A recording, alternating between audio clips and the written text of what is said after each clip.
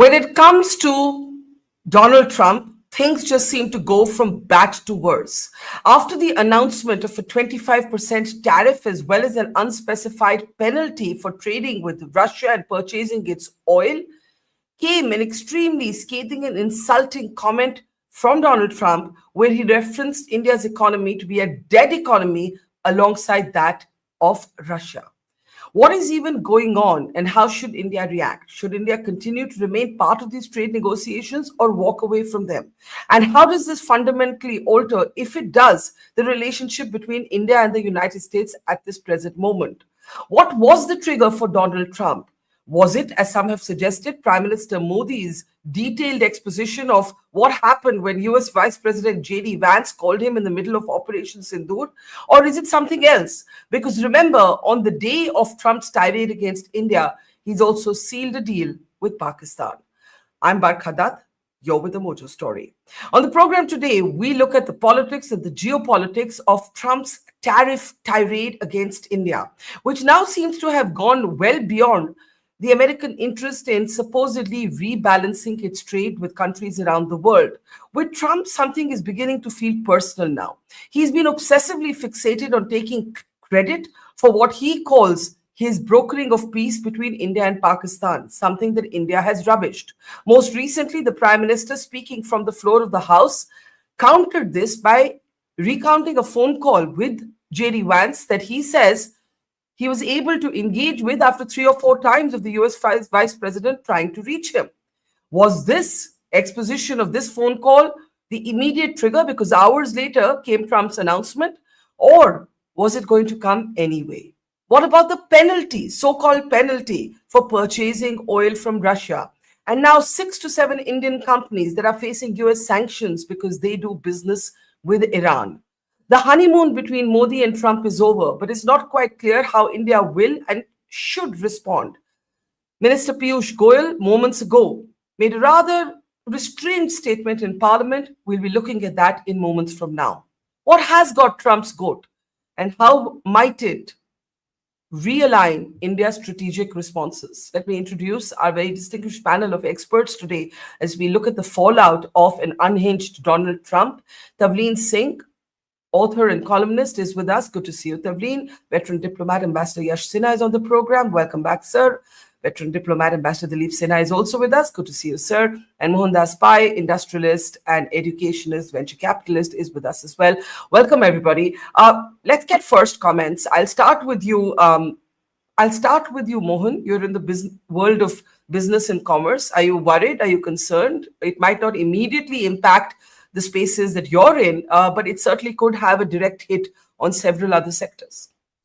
Well, Barkha, honestly, I'm not very worried because if you look at what President Trump has done, he has a deal with the EU where 15% is paid by the EU for the privilege of selling to America, and they opened up the entire market for American goods without any tariffs to America. And if you look at Japan, similarly, 15% open up the market, come and invest. So Trump is very clear in my mind from what I see that he wants all countries to pay a minimum of 15% in case they want to sell to America. And he wants access to their market totally free of tariff. That is his intention. He is not going to let you go away by saying we'll charge equally. He wants you to invest in America. And he is trying to put a gun to everybody to force them into negotiating something like that. He's got $100 billion of money from the tariffs in the quarter to June. For the full year, he'll get about maybe $450 billion. His intent on that, and it will fund the tax giveaways that he has done. And he wants to, he's seen a reduction in the imports in the US. In June, for instance, he had a trade surplus of $25 billion as against the anticipated deficit of $44 billion. He's transforming the US fiscal situation and the trade by all this. Now, all this talk about Operation Sindoor and all that, I think is an aside. He's not bothered about all this thing from what I see. And I think for a bit of time, India will negotiate. We'll have some red lines. He will have some red lines. And we'll come down to 15%. There's no hope of coming down from 15%. And as far as the impact for this, a report says the incremental impact will be $10 billion on us compared to the 10% that we already pay, because the weighted average will go 21% out of 10 billion, because the tariffs on electronics and pharmaceutical is deferred, it'll be $6 billion. That's the worst hit. $6 billion for India is not too big, but it could impact some of these companies which will be hit because of the extra tariff, because they have to suffer a disadvantage of about 10 to 15% compared to countries where it is 15%. We have to see what happens to China. So I think right now people have digested this, people understand this, they're not unduly worried till we actually know what is happening, and people are making up these plans to counter this in a sort of a way. So I don't think it's linked to any politics or any of the war issues or anything like that. It's pure business for Trump. Okay, that's interesting. And let me get both the diplomats in before I come to Tavleen. Ambassador Dilip Sinha, I'll start with you. Mohandas Pai believes that it is pure coincidence that a few hours separated Trump's announcement on the tariffs and the penalty. Let's not forget the penalty, as if we're a sort of, a recalcitrant school child being reprimanded by the class monitor of the world. But that aside, Mr. Pai believes that it is pure coincidence. This was coming anyway. He had made no bones about the fact that he was upset with what he calls protectionism in India and so on. But I felt that the fact that he chose to impose this penalty on account of India's relations with Russia makes this somewhat more than a business interest for him. There's something deeply personal about A, his obsessive fixation on trying to steal credit for so-called brokering a peace deal, and B, this penalizing India for relations with Russia. How do you see it? Well, I hope Mr. Mohandas is correct, because our relationship with the US is a very important relationship. We want this relationship to strengthen further, to go ahead. The US is our largest economic and trading partner by a long stretch. So I hope what he's saying is absolutely correct. What you're saying is also important, because the fact is that while the US has a trade deficit with India and US has a lot of complaints against India's trade protectionism, the fact is that the three largest trading partners and the countries with which the US has huge trade deficits, several times more than the deficit with India, are Mexico, Canada, and China. And these three he's not yet touched. And with India, the reasons being given constantly keep changing. At times he talks about trade deficit, then they talk about Russia oil, then they talk about this mediation thing. BRICS also has been mentioned. So it does seem that there is something a little more than the trade deficit. Trump is an extremely touchy person. He likes flattery, and he doesn't like any kind of criticism, doesn't take criticism well. And that is behind all the chaos that he's caused within the country, the polarization within America itself. And people thought that the WTO rules were a crazy maze. What he's negotiating with with various countries will drive any analyst mad. So the deals that the countries have got so far with the US are actually, you can actually weigh them and see, have they actually benefited from those? We can go into those a little in greater detail, but these are like deals in which the price they have paid for duty reduction is so high that it may not actually be worth India to go in for those deals. We have got 25%. Indonesia and which other country has got 19%? Indonesia and the Philippines have got 19%. That's about 6% difference for us. But the price that countries like Japan and ally, the EU, have paid in terms of the amount that they have to invest in the US makes us feel that we are perhaps better off not having had a deal. Certainly, we should be very circumspect in what we say because of the importance of this relationship. But I think it goes a little beyond. Fortunately, our stock market today has not really slumped. It's behaved quite well. So I hope Mr. Mohandas is correct, and that our business people feel reasonably reassured that it's not going to hit them on the head so badly. Ambassador Dilip Sinha, as I get in Ambassador Yash Sinha, you said it seems to be a little more than about just pure business, and somewhere his ego, you didn't say this, I'm reading between the lines, somewhere his ego might have been rankled because the contrast is with Pakistan, right? He's cozying up, Ambassador Yash Sinha, with Pakistan. He has, done a trade deal with them as his tirade right at the exact point that he's lashing out against India. He's making stupid jokes about how one day Pakistan may sell oil to India. So it's difficult to I understand what Mohan is saying, that Trump is a businessman in the end, but there seems to be a little bit of business plus ego here. Something that one can't put one's finger on. I don't know if you see it the same way. Yash Sinha. Thank you, Barkha. No, I'd be very happy if Pakistan actually found oil. I doubt very much. I don't think any surveys have been done. But be that as it may, I think we're dealing with a very transactional president. And when you talk about ego, if you recall in his first term, the Howdy Modi event in Houston, where he Yeah. joined in, and of course the Namaste Trump in Ahmedabad. So, I mean, these were events where we really flattered him in the sort of welcome he got, very rarely that any foreign leader got in India. So I think the question of, linking Operation Sindoor and the credit for Operation Sindoor and this, there is obviously something in his mind which we don't know. But the fact is that irrespective of whether there would have been a mediation or an attempt at mediation or a facilitation in the course of Operation Sindoor, the fact is that he would have still imposed tariffs on us because he sees us and he firmly believes that we are a tariff king, as he likes to describe us once in a while. But I think we have been very measured in our reaction, and I think the real negotiations will be if and when the US team comes here. It's supposed to come on the 25th of August. I think it's very correct that we are not overreacting, and I must commend just the media and our business community for showing the maturity and restraint, because we are dealing with somebody.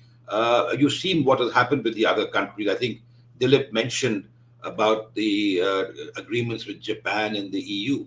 I mean, that's something that India couldn't do. And of course, both Japan and EU are at very different levels of development than we are. And we can't afford to be as generous as they are. But be that as it may, in the EU, you've got France already criticizing this agreement as a sellout. So I think we really need to hold our ground and negotiate as best as we can. It's not going to be easy. I understand our negotiators are up against a huge sort of boulder that they have to move around. But I think in the long run, I think will be a realization that India, one, cannot be trifled with. Two, that India is far too important, because if you really look at India in the context of the Indo-Pacific and at the same time try and punish India, then I think it's also hypocritical, because after all, the US is buying uranium, rare earth from Russia. Europe is buying gas from Russia. So, I mean, you've got to understand the context in which so-called penalties are being imposed. Yeah, but I have to say, I do admire those who are showing restraint right now. Trained diplomats like yourselves, sanguine industrialists like Mohan. Personally, I find it enormously irritating. And I guess that's what he wants. He is that quintessential bully who wants to provoke you, needle you into a reaction. And Tavleen, I guess the question is that when the American president calls your country's economy a dead economy alongside that of Russia, he basically said today, I don't care much for what happens to India and Russia. They can do what they want to. They're both dead economies. When he makes it a point on the same day to cozy up with Pakistan, make a corny joke about Pakistan selling oil to India one day, it is very hard for at least lay people who are not trained diplomats to not feel annoyed. I don't know how you're feeling. I'm actually really not very bothered by it, to tell you the truth, because it could change again tomorrow. So but what I think is very wrong is to link it to Operation Sindoor. Let me tell you, I hate to say this, India doesn't matter that much. I mean, if we have another little war, it's on a sideline. There are much bigger things going on in the world, and Trump is more interested in the bigger games. With India, what he is trying to do is, bully us into a deal. But what we need to ask is, what have our guys been doing? For 6 months, they've been sitting there negotiating. A deal is about to come through. They knew all along that they would need to do a deal. But did they fall asleep? Or, what happened? Something seems to, let's not just blame him. We know what you're dealing with. But, that's what our guys at the top should have known, that what we were dealing with, and behaved a bit, more, I don't know, not conciliatory, but, give him a little bit of this or that. But I don't know whether you've heard it, but there's a rumor in New York that Modi fell. I mean, he went off Modi because when Modi came during the campaign, he went and saw Kamala Harris and Biden, and then he didn't end up meeting Trump. So I mean, he is a man of a very fragile ego, and that's one of the theories going around. But it doesn't really matter. What really intrigues me is why we are not exposing the fact that the sudden love affair with Pakistan is because his sons are doing business with Nawaz Sharif or Shabazz Sharif, his sons. There's a full deal going. And maybe the Tarifs have said, we'll let you into, you can go into Sui gas exploitation and go into Balochistan and look for oil, and Sindh and look for oil. We don't know. But I actually fault our own guys for not having, prepared for this, because it's tomorrow the thing comes in, doesn't it? 1st August, yes. But there are a lot of couple of different points there, Tavleen. You say don't link it to Op Sindoor. You also talk about his fragile ego. If Op Sindoor is not on his mind, he's now, I don't know, I've lost count now, 27 or 29 times wanted to take credit. That's point one. Point two isn't a little bit of the government damned if they do and damned if they don't. One side is attacking them for not standing up. The other side is saying, hey, why haven't you shown more deafness? To me, one of the myths that's just been busted is this whole idea of a trade deal for ceasefire. This claim that we've been dangling trade in exchange for that. If they were dangling a trade deal, where's that trade deal? Trump's lie on this has just been exposed. Where I'm telling you, just look at the rest of the world and its attitude at the moment. They're not interested in India. So this is India at the moment. I hate to say this, is a sideshow. I mean, when he talks about it being a dead economy, who gets up and says, yes, Rahul Gandhi is busy, celebrating that and saying it is a dead economy. And by the way, the economy is not in good shape. Mohan, tell the truth. Okay. So, I mean, it's not a dead economy, but, China can afford to be tough because China has the economic muscle. Okay. We don't. So we have waited more conciliatory, I think. Okay, this is a very interesting point in this conversation because we have waded into what Rahul Gandhi said, which I was keeping for just a few moments down in the conversation. But I'm glad you brought it up because I find it interesting that Tavleen is actually saying that our negotiators should have been more conciliatory, whereas the kind of sentiment on the street, which undoubtedly is not the people who have to negotiate, is saying, why aren't we taking a tougher position? So on that note, let's first come to Piyush Goyal. Before we come to Rahul Gandhi, let's come to the minister's statement on the floor of the House and go step by step, and then I'll come back to Mohan and to the two ambassadors and Tavleen, of course. Take a look. सरकार हालिया घटनाक्रम से होने वाले प्रभावों का परीक्षण कर रही है। वाणिज्य एवं उद्योग मंत्रालय निर्यातकों और उद्योग सहित सभी हितधारकों से संवाद कर इस विषय पर उनके आकलन की जानकारी ले रहा है। सरकार हमारे किसानों, श्रमिकों, एंटरप्रेन्योर्स, उद्यमी, निर्यातकों, सूक्ष्म लघु और मध्यम उद्योगों और उद्योग जगत के सभी हितधारकों के कल्याण की रक्षा और संवर्धन को सर्वोच्च महत्व देती है। हम अपने राष्ट्रीय हितों को सुरक्षित करने और आगे बढ़ाने के लिए सभी आवश्यक कदम उठाएंगे। I'll just quickly paraphrase that into English for members of our audience who are not so comfortable with it. He said we will do what it takes to protect our national interests. In particular, he spoke about farmers, dairy, the sectors that it is reported that India has refused to open up to US imports, and that more than Operation Sindoor, that has been the sticking point in these negotiations. But that makes it very tough to understand the penalty for Russia unless that's only a kind of blackmail. So let's come to whether India should have been more conciliatory or less. Tavleen just said we should have been more conciliatory. Mohandas Pai, what do you say? Well, I think, Barkha, my view is we are negotiated fairly well. we have had multiple negotiations, and we had drawn some red lines about not allowing our GM crops to come in, not allowing the milk to come in, etc., which I think is right, because we have a lot of poor people engaged in those activities, and we can't afford a rich country like America dumping its surplus food into this country. So I think we have done reasonably well. What we could have done maybe a little bit better was to say, promise to open up all our industries to America to export, because they're incapable of exporting. There's not much industry left there to export. We don't have to be scared, but they were keeping it apart for negotiating to get more from America. And I think, it's just the game that we played. Remember, we are among the first to go negotiate with America, and it has taken time. We have not been bowing down. We have not been bending backwards like some other countries did just to get it passed. So I don't think we should blame our people. We should just take it on the chin as it is. But one thing is very clear. He's not going to come below 15% for anybody. Let's be very clear. Second, China is going to ring China, because China is the big beast out there. And third, like Toli said, we got to be sure of a place in the world. Nobody cares for us in the world. We are a big player in the world. For the US, we are just a curiosity. Now, as about this penalty, the penalty is an issue between him and Russia. Putin is standing up to him and calling him a bully and saying he's of no consequence. Whatever America does, Putin is going to do what he wants. Now, he wants to hit Putin, and he believes that Putin is getting sustenance because he sells oil to us. Of course, he forgets.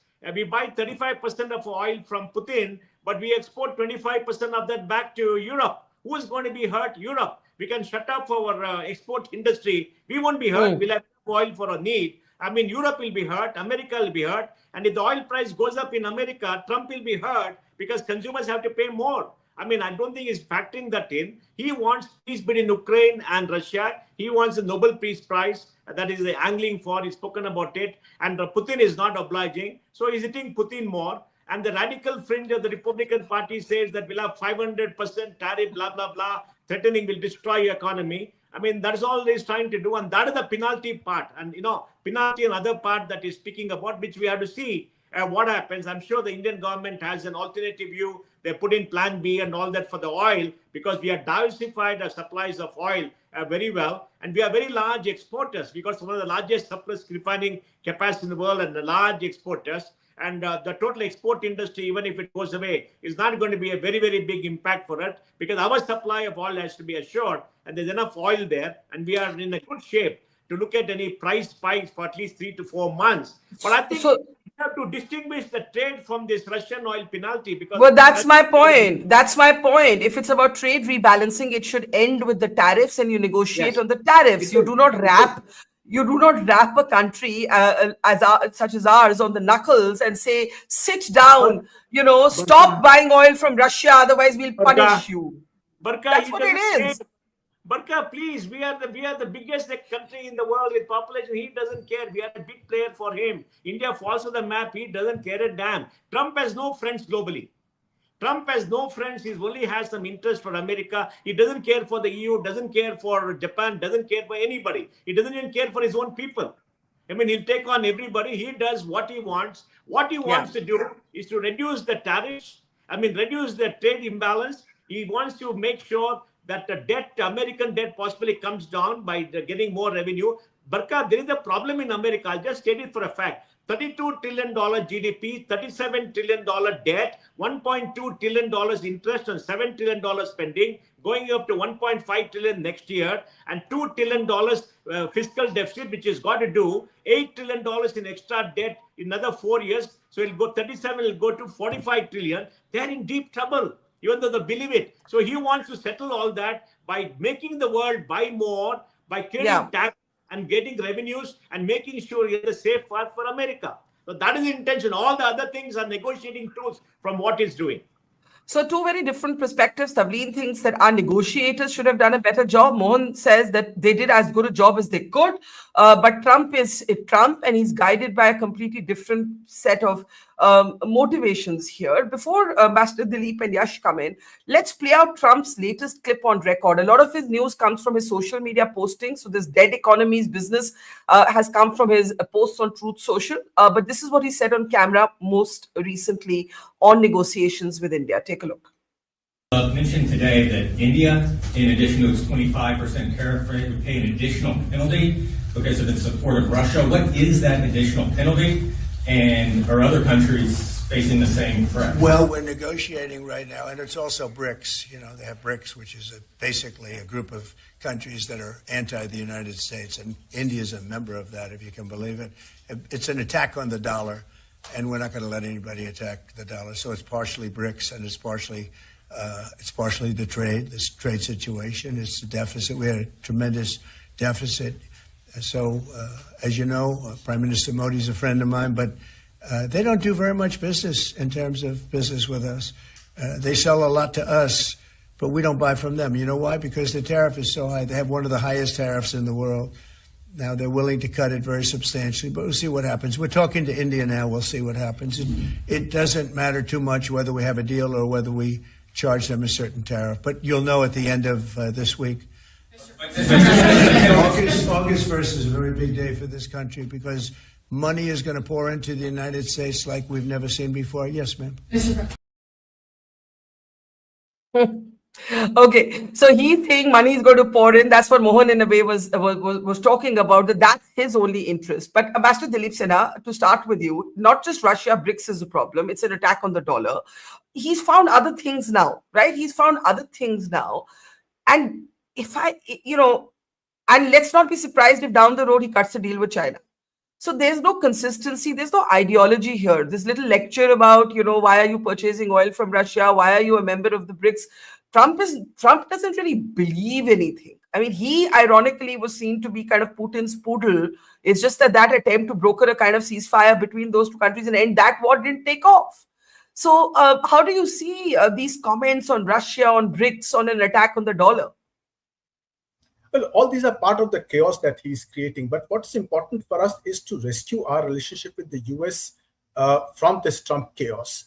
Now, here what's important is that we must remember that Trump has shaken the rules of trade to a point, of international trade to a point where none of the earlier rules and principles that we had got used to after the WTO came into existence exist any longer. Now, our major problem today in trade is not with the US, it's with China. Now, if we are trying to protect our economy from the US and not giving concessions to the US, then we should be taking action against China first.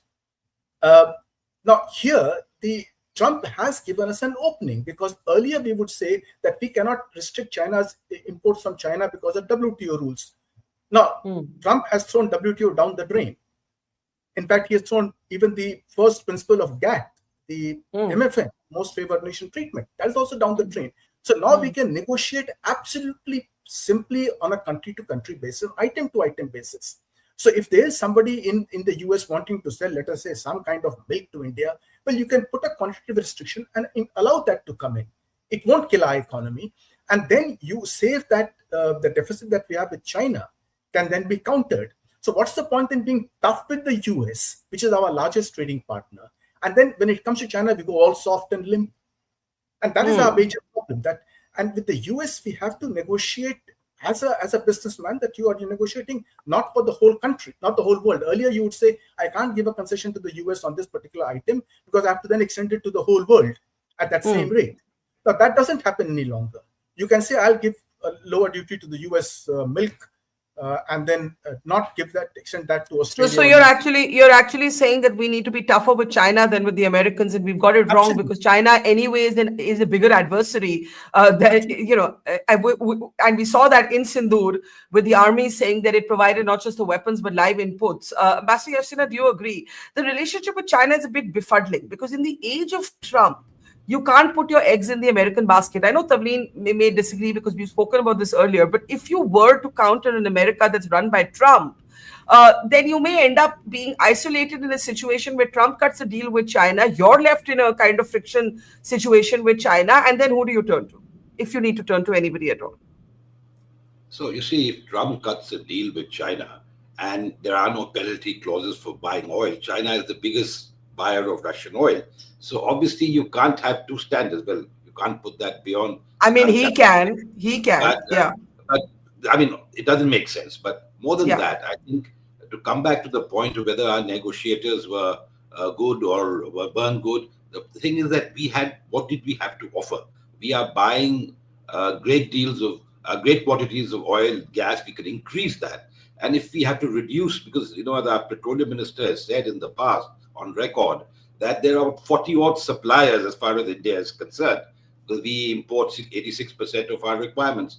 So if we go down in terms of purchase of Russian oil, there are other suppliers, including the United States, and the United States has emerged as a major supplier. And I'm sure we'd be happy to negotiate, purchase of more gas and crude from the United States. And of course, then there are defense equipment, not necessarily F-35s, but there are so many things, platforms that we require, transfer of technology that can be done, and in the larger sort of context of the Indo-Pacific and our cooperation. So I think we can offer obviously a lot, and I'm sure our negotiators have done that.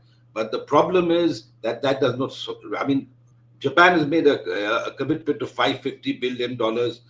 EU is $650 billion. Do you really think they can meet those commitments anytime soon? So, I think we really need, of course, and I'm sure we're doing a lot of introspection in-house, and see what we can all come up with in terms of a counter, because this is not the final word. Mr. Trump said so. And even tomorrow, I guess, will not be the final word, because if there are negotiations continuing. As far as China is concerned, I don't want to comment, simply because, one, I'm not an old China hand, and two, I think we are too dependent on China for various things. I wish we had made our API for pharmaceuticals, for instance. I wish we had not. So if we can get our idols and our firecrackers from China, then that's abysmal. So we really need to build back that capacity and push back against China as much as we can. And I agree with Dilip that United States is obviously not our adversary. It's supposedly supposed to be our ally.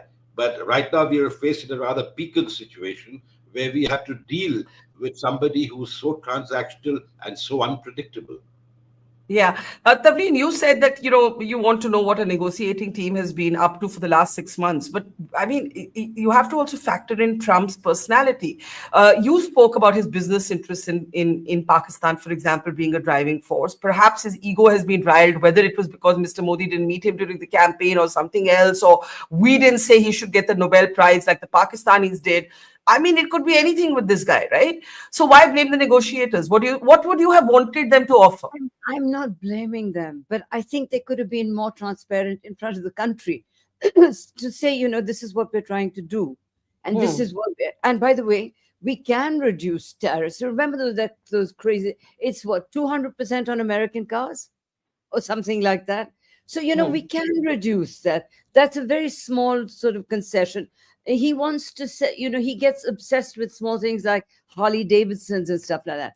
Placate him on those matters, I don't know, because I wasn't in the room when they were negotiating. But, what I do know is that if tomorrow Putin agrees to a ceasefire, how many days is left for that? I think he's reduced it from 90 from 50 to something. So if, we don't know how much Putin is hurting. And if Putin then says, yes, on the advice of the American president, we have decided that we will stop this war, then, it'll be okay for us to buy Russian oil. So, we don't really know. But for me personally, I'm no China hand. The, ambassadors are much more. But I don't trust China one bit.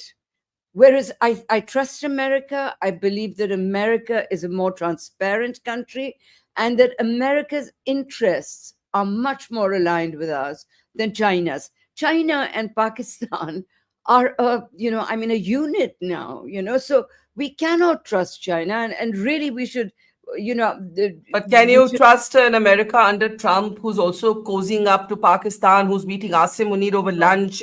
Pakistan's geography has always helped it with the Americans. Earlier it was Afghanistan, now it's Iran.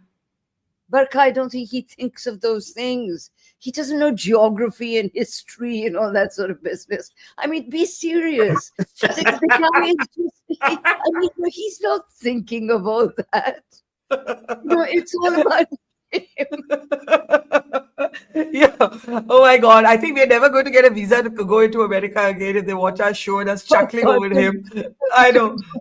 Don't worry about that. But don't worry about that. We will always get a visa to go there. But as long as we're not Muslim, so don't worry about that. Okay, But let me come to something.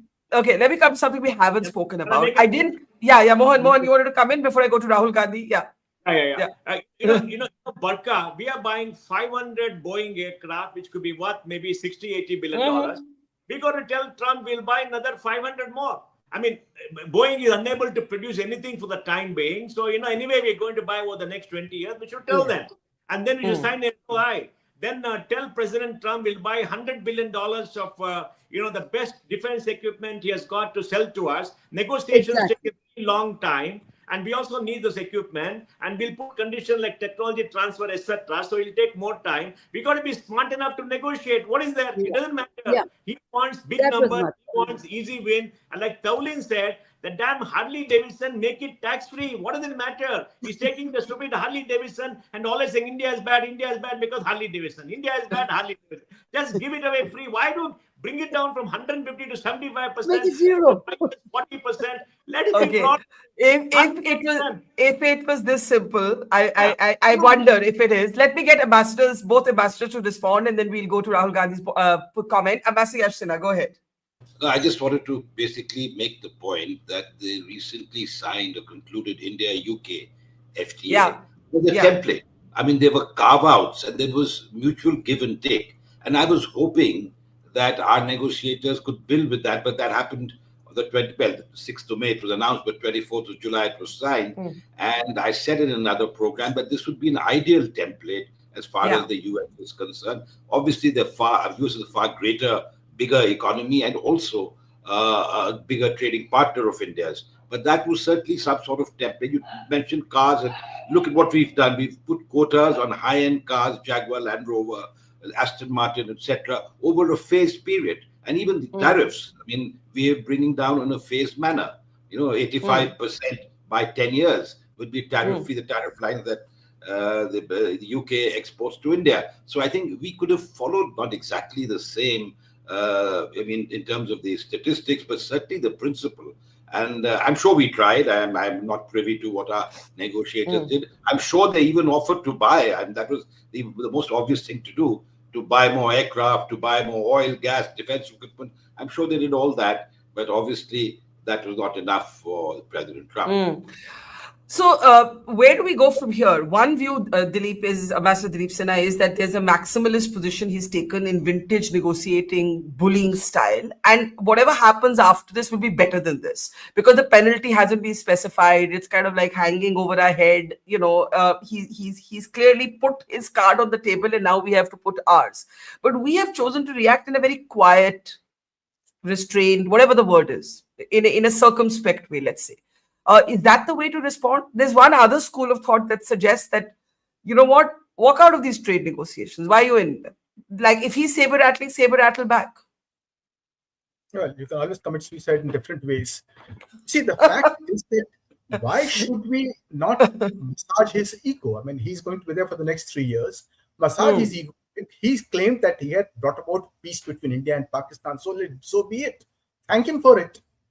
I mean, we are so obsessed with this idea that nobody should mediate between us and Pakistan, that anybody talks anything, we say, no, don't mediate. But it would upend decades of our position that you can make the phone call, but you can't tell us what to do. And I think most Indians would agree with that. You're saying, why are we het up? Should we not be het up? Like, are the Americans going to tell us what to do with Pakistan? We can go into that. There'll be a separate program altogether about how we're dealing with Pakistan and about mediation with Pakistan. The fact is that in the Kargil war, we did appeal to America to help, and America did intervene. So let's be clear in our minds. We have gone in for mediation, not directly. Our track 2 has taken place in third countries, where our spy agencies have gone and met spy agencies of Pakistan in third countries. That's equally mediation. Just that front channel and back channel are not the same, as you don't need me to say that, well, but yes, I mean, they're not the same. But the fact is that we know that at times it's very difficult to talk directly. Then you have to go in for third country venues, and at times have third country mediation. I mean, Russia and Ukraine have talked in. So why have we suddenly become, and that has become a major point. I think it's a major point with Trump. And then the other point about buying, as Mr. Mohandas Pai said, that look, Vietnam has agreed to buy 50 Boeing aircraft. Indonesia has agreed to buy 50 Boeing aircraft. We can also equally agree to buy 50 Boeing aircraft and 20 liters of milk, if that's what satisfies, and 2 kilos of soya. Do that. You don't, the new rules of trade mean that we are dealing directly with America, and whatever we agree with America will not extend to other countries. So it's a pure bilateral deal. We have a quantitative restriction. After we have agreed to import Scotch whiskey from reduced duty on Scotch whiskey from Britain for the last, I think, 3, 4, 5 years, I don't know how many years, we had been objecting to Scotch whiskey coming into India from UK. And we finally given in, and that's So- what. So my only point, and Ambassador Ashton, if you want to come in on this, and then we'll go into last comments and Mr. Gandhi's comments. When you massage the ego of a bully, even if he's transactional, you're transactional back, I get that. But typically, if you don't stand up to a bully, he'll bully you again. That is my concern. No, I think that is a fair point that you're making, because as far as massaging his ego, I think we did a lot of that in the first term, especially, and even now. I mean, when Prime Minister went to the US in February, was it this year? So I think the fact is that we, at some point, we have to draw the line. And when we draw the line, then we have to stick to that line. Maybe not in negotiations all the time, but as far as on matters of principle, because if you massage his ego too much, then you're accused of being psychophantic, and then you're attacked in Parliament and elsewhere on the street. But when you sort of hold the line, then it's a failure of foreign policy. So I think we really need to be far more balanced as far as our assessments go. And I think it's still very early days. I think we could really do, and I agree with Dilip that, in the past we've had, I would call it facilitation. There has been facilitation. We don't use the word mediation, and we don't want mediation. That's our policy. But certainly our friends facilitate. What are friends for? They do facilitate. So I think we need to be very sort of, maybe perhaps we should have given him some credit in saying, yes, of course, the United States called us and urged restraint, etc., etc. Perhaps he would have been more satisfied. I'm not sure. But the fact of the matter is that we have to tackle this in the whole of government approach, consult all stakeholders. Mr. Goyal has said that in Parliament. And I do hope we come up with a strategy to deal with this. Now, before we take last comments, mostly everybody closed ranks against Trump. Some members of the opposition even wanted a parliament resolution calling him a liar. That's what, we had one of the RJD leaders say. But Rahul Gandhi said that he agreed with President Trump that India is a dead economy. Take a look at this. This has created a big political storm today, and then we'll come back to all of you for final comments. Trump is saying Indian economy is a dead economy. Yes, he's right. I mean, everybody knows this, except the Prime Minister and the Finance Minister. Everybody knows that the Indian economy is a dead economy. I'm glad that President Trump has stated a fact. What more do? Why are you asking this question? लेकिन 25% tariff लगाया plus penalty भी लगा दी. This is a dead economy. Are you people not aware of this? आपको ये मालूम नहीं है कि इंडियन इकोनॉमी डेड इकोनॉमी है? कोई कंफ्यूजन है आप में? पूरी दुनिया जानती है कि Indian economy is a dead economy और बीजेपी ने इकोनॉमी को खत्म कर दिया है. क्यों खत्म किया है? अदानी जी की मदद करने के लिए खत्म किया है. तो आप लोग हैरान क्यों लग रहे हो?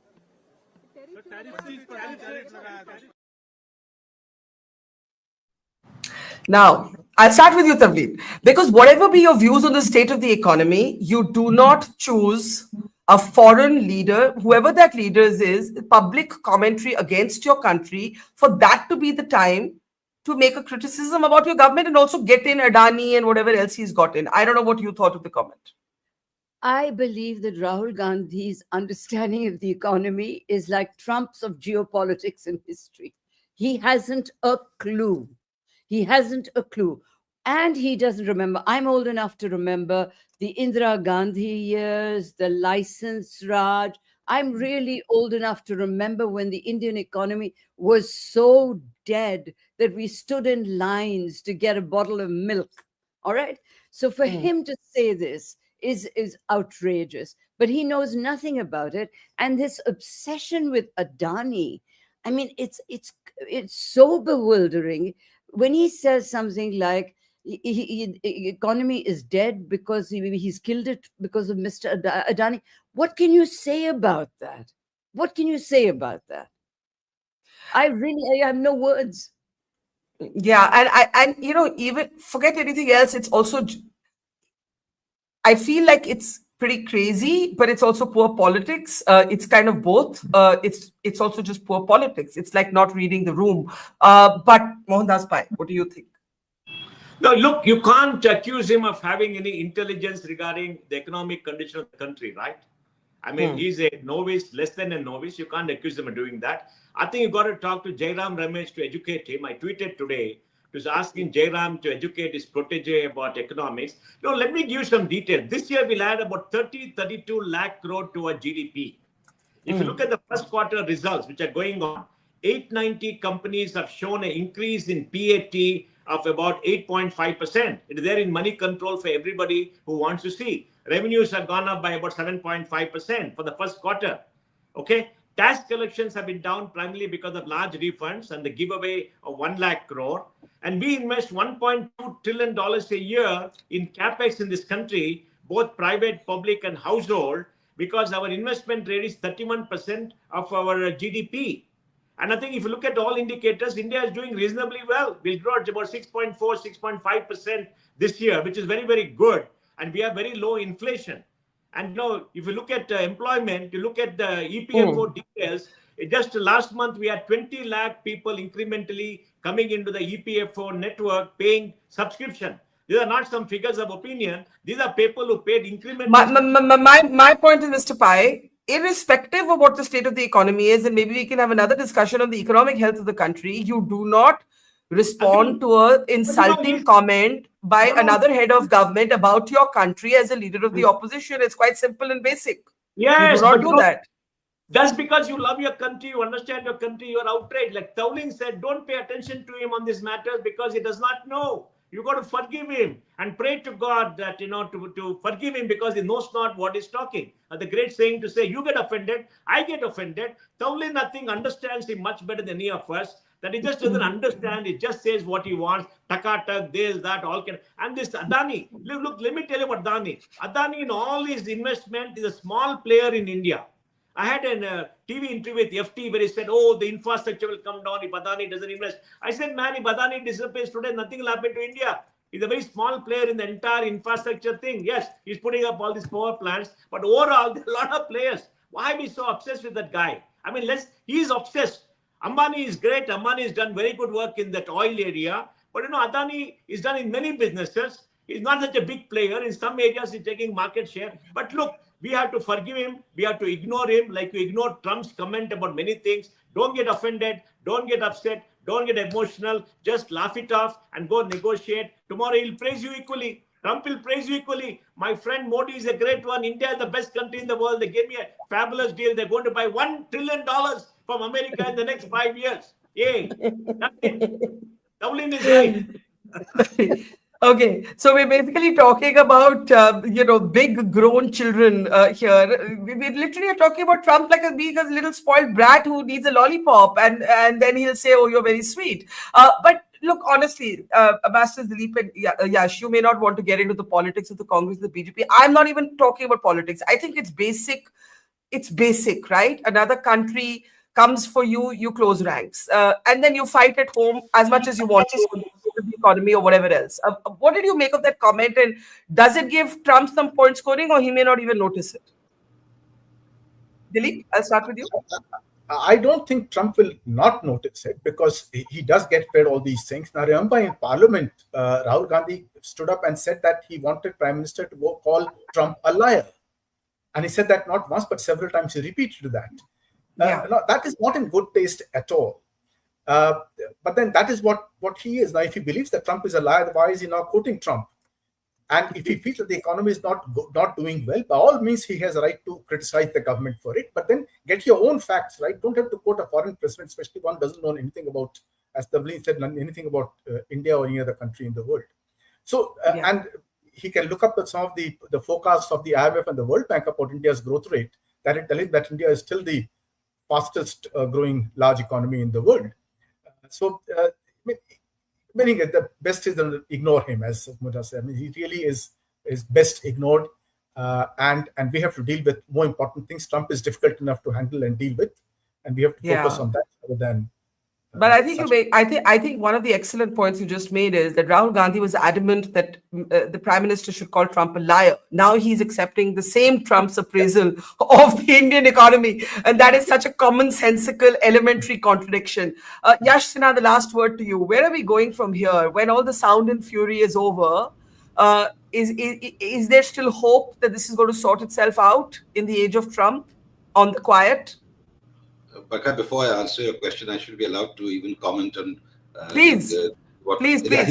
I completely agree with the previous three speakers on what Mr. Gandhi's comments are. It reminds me of that velocity comment that he made some years ago.